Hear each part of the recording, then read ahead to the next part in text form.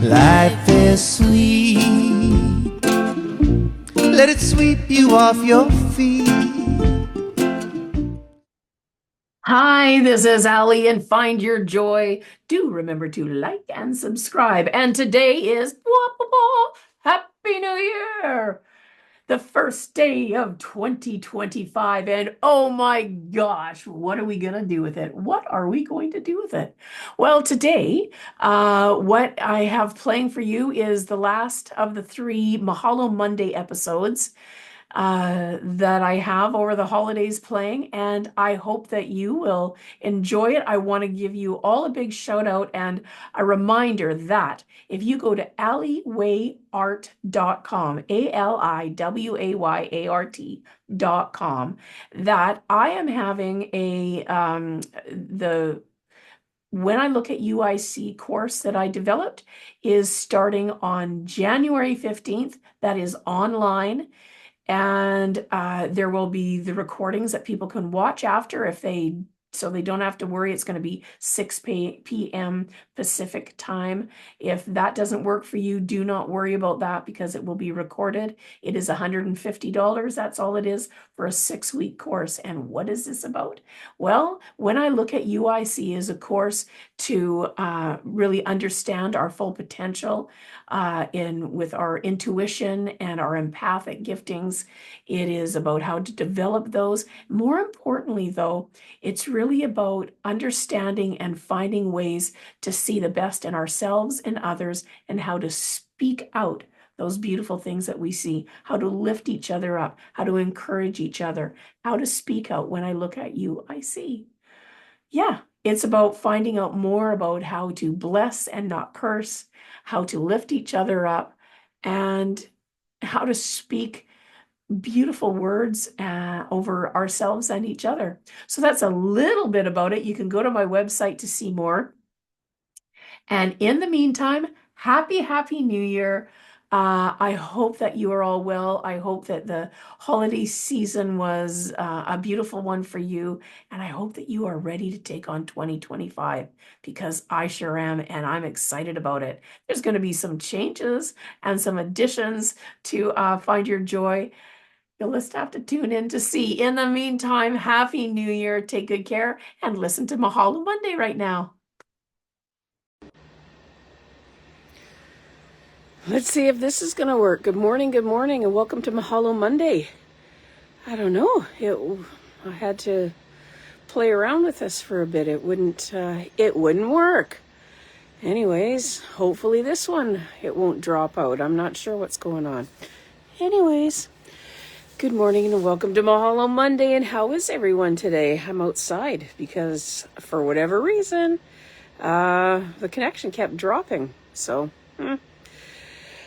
I was sitting here this morning. I was looking at the reels of the lovely, talented Taylor Swift that were up. And I so often would see people post things with her mom and dad and then her brother Austin in it.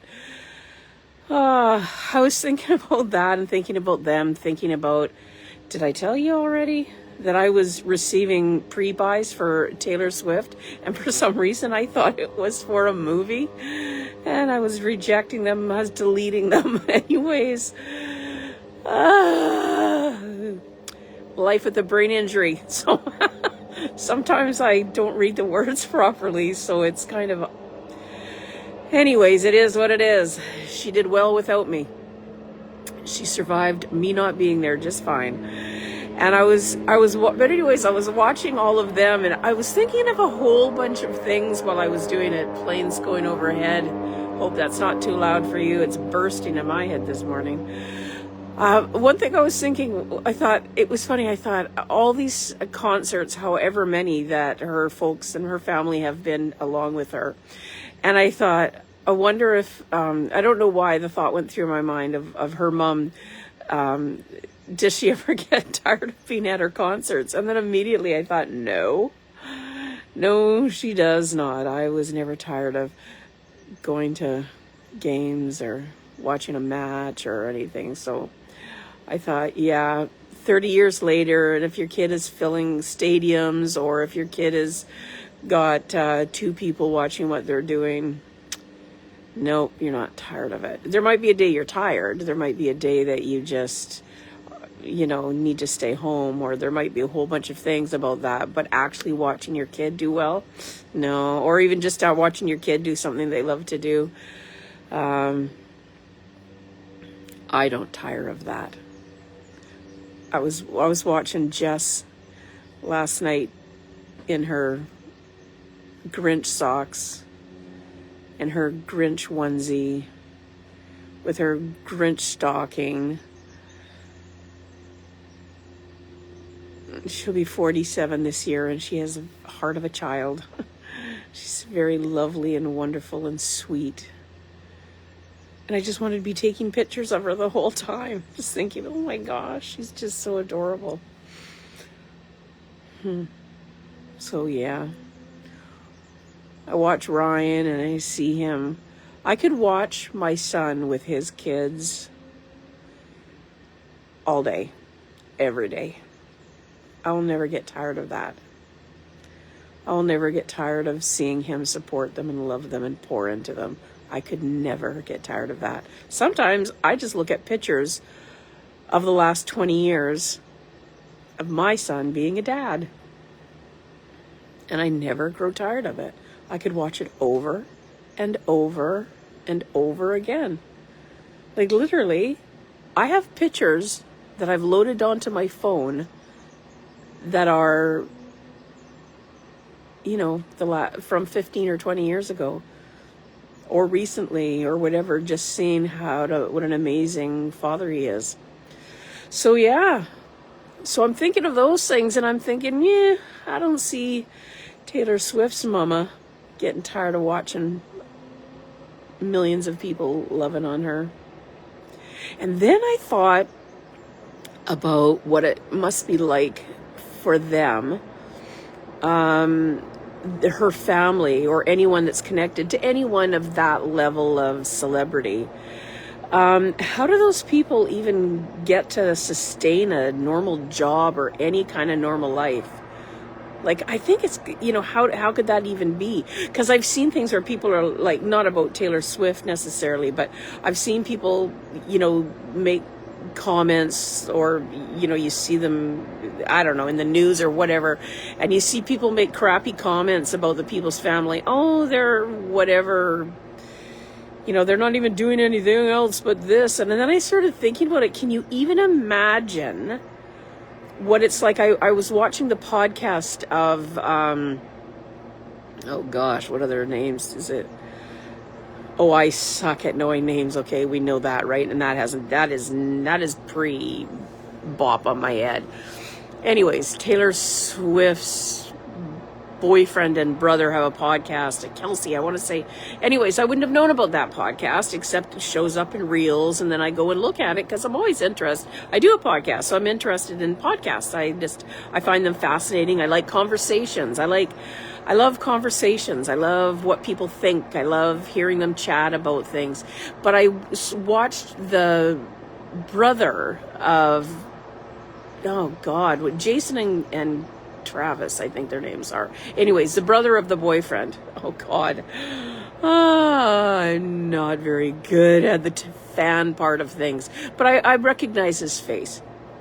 Anyways, I was watching him just talking about the person who was doing the interview was asking them about how it had kind of taken over everybody's life.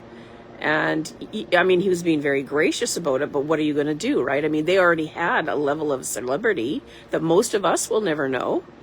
And then, oh, go away. I'll just report you, you silly little thing, you. Go away. Anyways, what was I talking about? I do hate to be distracted by this foolishness. Anyways, he was talking about just how things have changed, because, they already had this level of celebrity, and then now there's this whole other thing that is just beyond what most of us could imagine. And it's really funny. Like, those of us who have ever, had a podcast, wrote a book, done any artwork, sang in a band, been a speaker or a teacher, like have had just a tiny tiny bit of an understanding of what it is to be up in front of people, and then the response of people to that, right? So, so maybe I have 2 people that have watched me do something, whatever, right? The most I've ever sang in front of has been a few thousand, certainly not in the millions, and typically it's in the tens and sometimes in the hundreds, right? But I've done it in churches, and I've done it in bars, and I've done it in little coffee clubs, and I've done the podcast thing, and I've written some books. And so there are people that kind of feel like they know us, whether they do or not. Most people I would say do know me, that see what I do. I would say that that's the most typical. But anyone who's experienced any kind of little bitty celebrity, and I would say, like with me, right? Like, so when I would be singing, and there's usually like a couple of hundred people maybe that are there, and there's a way that people sort of there's a familiarity that happens if you pour yourself out in any way, that any modality that you might do that. Again, if you're a speaker, a singer, a painter, a writer, whatever it is, there's a way that people feel familiar, or we feel familiar to them. Why I'm saying all that is I have had this like very, very slight baby 2 people know me, kind of a celebrity, which is not a celebrity at all. And it can be overwhelming. I can remember, like, if you just pour it all out on stage, I can remember I'll be out there and I'm just singing my guts out, and I'm just pouring myself out, and I'm sweaty, and I'm just, the moment I get off stage, I typically do not want to be around anyone. I feel very naked, very raw. And that right there is the moment I have to pull my shit together and smile, because now someone has just felt really connected to me. I get it. I totally get it. But it's like the least time in my whole life, personally, that I want to talk to another human being is when I just get off stage. That's me. Maybe the whole rest of the world is different than me, but that would be for me, for a whole bunch of reasons. I'm a girl and I'm all sweaty. I don't want to be sweaty. People want to hug me. I don't want to hug anyone when I'm sweaty, because the whole time I'm thinking I'm sweaty. Oh my God, I'm so sweaty. Please don't touch me. I'm sweaty. And that's when everyone wants to hug you. So why am I talking about my itty bitty little touch with what it's like for people to connect with you that kind of don't really know you? Is it, can you even imagine what it's like to be like a Taylor Swift or something? Because I know for me, like I said, I sang in churches for years, and I sang in bars for years, and people really want to connect with you when you come off stage, and I get it. But it's just like the hardest time. So first of all, can we cut people slack a little bit because for me, other people, when I hear them talking about someone who's like a real celebrity, like somebody that people really knows, and they're sort of like, oh, they weren't even very friendly with me. And all I can think of is, maybe she was sweaty and she didn't want to be around anyone. Maybe she had just poured her soul out on stage and felt naked and just wanted to be away for just a moment. And when I think of how gracious that young woman is, she's so gracious and smiling and waving and being so kind. And all that's pretty easy, maybe even for me, I'm on stage, but there's just that moment when I want to get away. So I was thinking about what it must be like to be her, and just having this constant people never giving you any space. Can you even fathom what that's like? And then thinking about her family, and then, people making, oh, excuse me, my dog, her ball is caught underneath a chair here. Let's just swing this around. Here you go, Sam.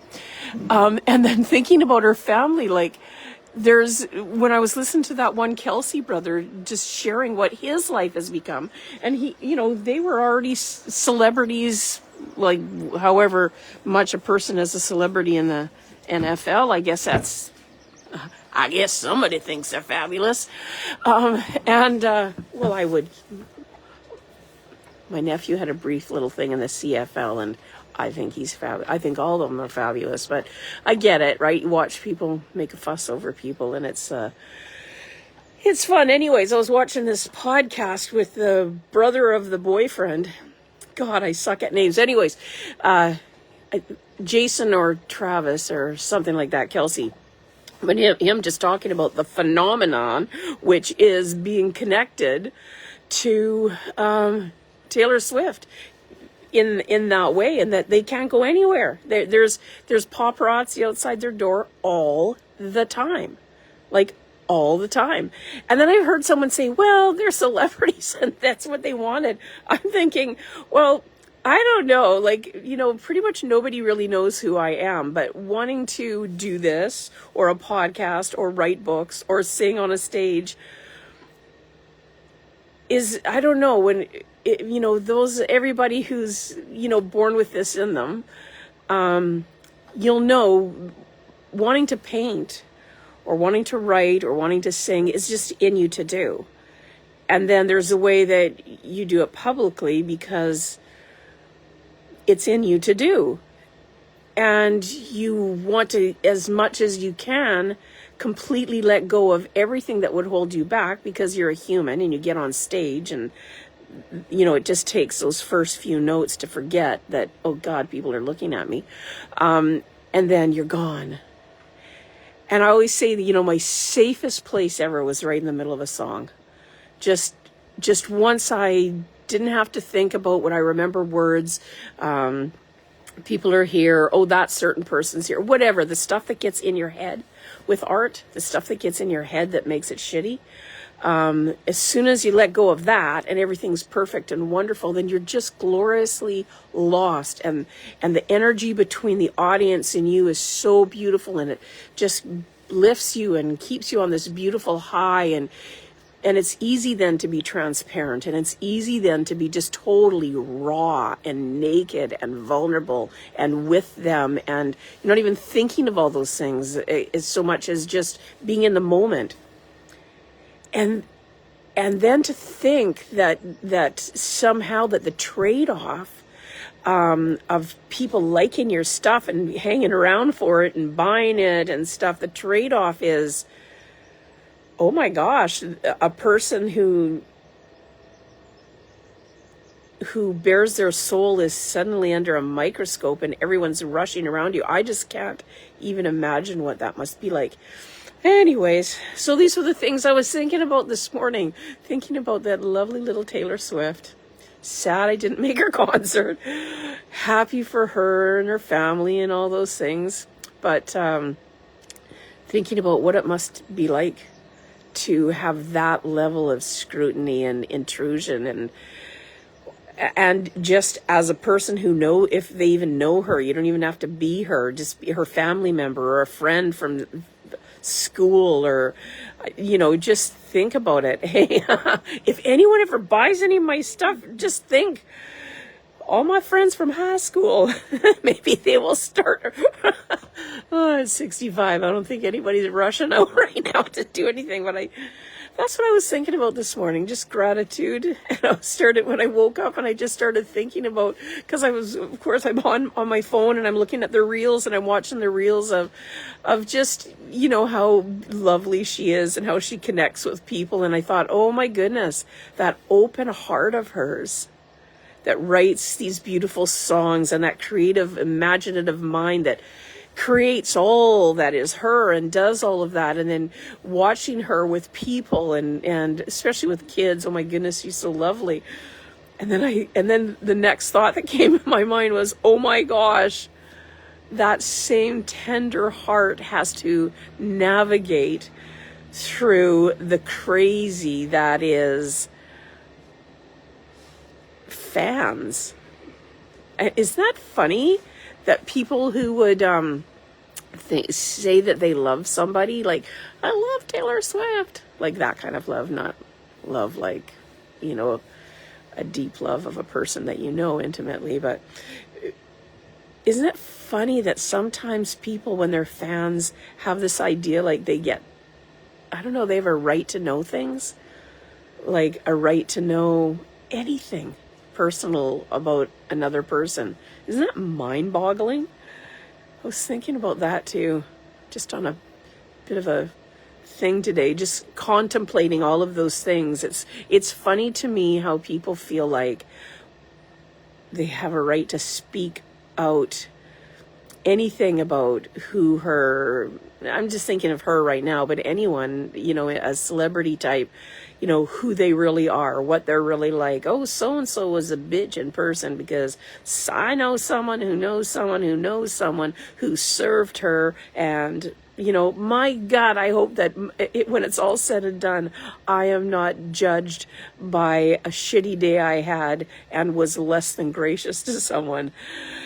Anyways, that's what I was thinking about this morning, was just all of that and what it must be like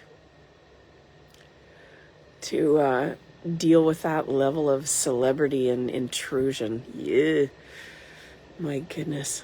Anyways, so that's some of what I was thinking about, and I was thinking about things like what we speak and what we say and what that matters, and just the power of our words. Because, you know, our words have power. You see words, the power they have when they land on someone. If you're a mom and you were ever having a bad day and your kids were just mom, mom, mom, mom, mom, mom, mom, mom, mom, mom, mom, mom, mom, mom, mom, mom, mom. Okay, just insert another 20 minutes of that. And then you kind of lose your shit and you yell, or you say, shut up, or you say, what do you want? Or you think it, even if you don't say it, but your face says a million times over, oh my God, shut up. And then you see those words land on that little person. Yikes. Or you speak kindness to them and you see their heart lift, their eyes sparkle. Oh, I'm so proud of you. That was such a good job. I love when you do that. Our words have so much power. It's interesting because, you know, we can observe the power of words. And then, you know, for me, I've always been a curious type, so I've spent a lot of time post-second. I was not a fan of school when I was a young person. But in my adult life, I'm curious, so I guess even if I'm not a fan of taking course after course after course after course, I'm a fan of learning. I'm a fan of finding out things that I didn't know before. I'm a fan of understanding why people do what they do and how people and what happens about all this. So I've taken a lot of courses on communication, on energy, on healing, on art, on all these things. I've taken ridiculously large amounts of courses on what happens in our body. I studied a lot when I was in church. I went to Bible college and I did all those things, but then I also studied about just communication and from the spiritual components of what words do and what they're about, and every spiritual teaching on the planet, and probably some on other planets that I'm not aware of yet. I say yet. It could happen. But there isn't a spiritual teaching out there that doesn't talk about the power of words. And so I was thinking about all of that, just how words fall on us. And there is a string here that because of words spoken out into and around and stuff like that, the whole celebrity thing, but it doesn't have to be that in our own lives, in our own family. We just think about the power of words over people. And here's the thing, even if that person never personally heard those words, even if someone did not hear the word themselves, the power of those words it can be like a balm, a healing oil over them, or it can be like some oil tanker that blew up and left, just horrible chemical crap, and you see those little birds being washed off.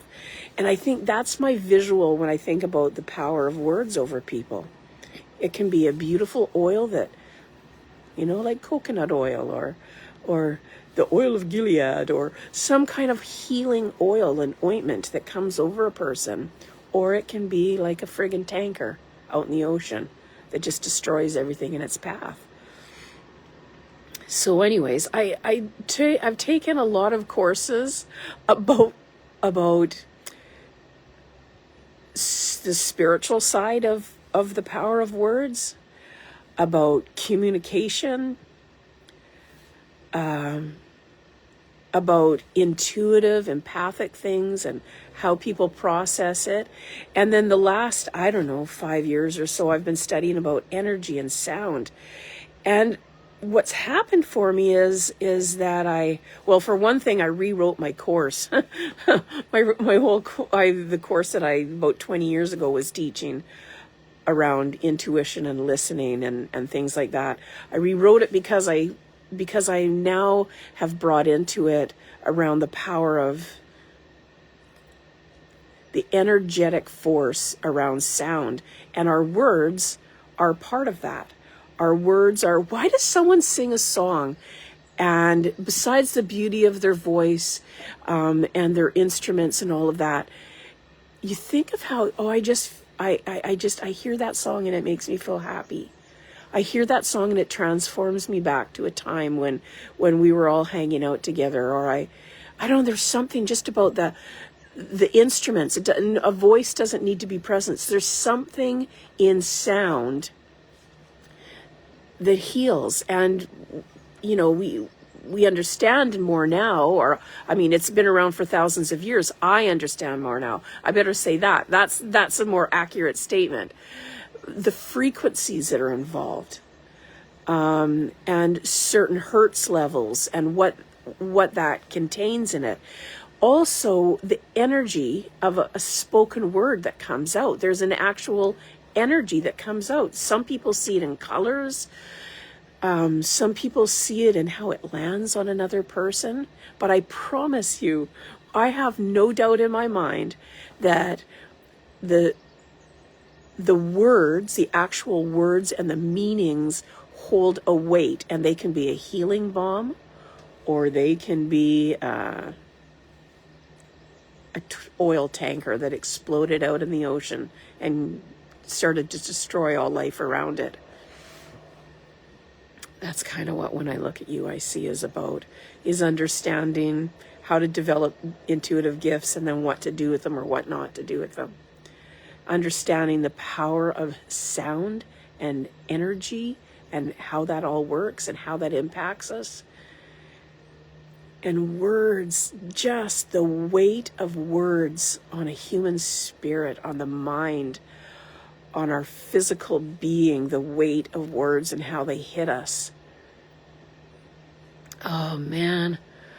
I try not to ever regret. Wouldn't it be wonderful if you didn't have to be 65 years old to finally get it? Oh man, it really matters.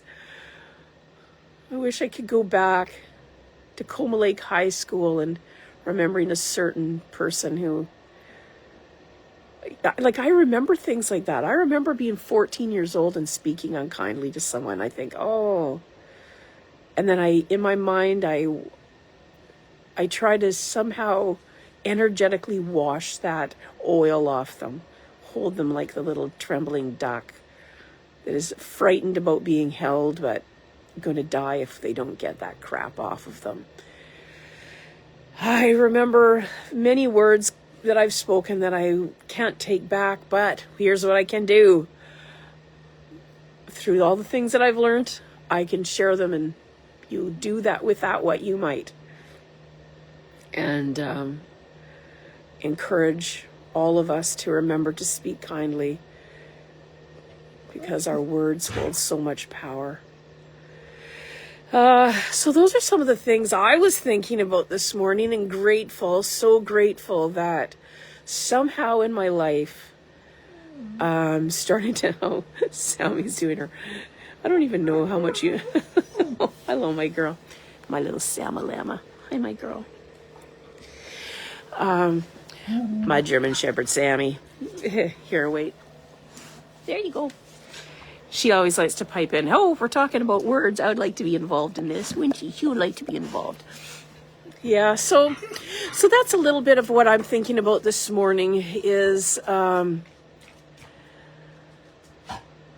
what it has got to be like to have that sort of celebrity of Taylor Swift and someone like her and all those surrounding her, and what that whole energy transference between an audience. I've known it on a very small scale. I think about somebody like Taylor Swift, but man, it's a beautiful and powerful thing. And intimacy and